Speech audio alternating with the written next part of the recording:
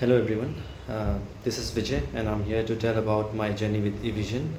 I first joined Evision for the desktop support course, and after the completion of the course I got opportunities in 3 different MNCs, and after almost a year I again joined Evision for the Azure courses, wherein we were taught about the Windows administration, the server administration, the Active Directory part, and then we were taught about the Azure services.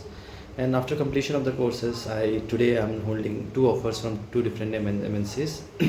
So I would like to thank the whole team of eVision, especially Rajesh sir, Arun sir and Ganesh sir for helping me out and giving me assistance during the course as well as after completion of the course for the placement assistance.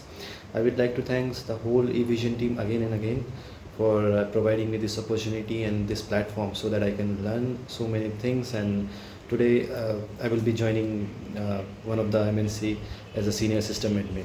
So thank you. I'm happy to say that I am being offered 7 LPA from one of the MNC. So thank you, Evision. Thank you very much.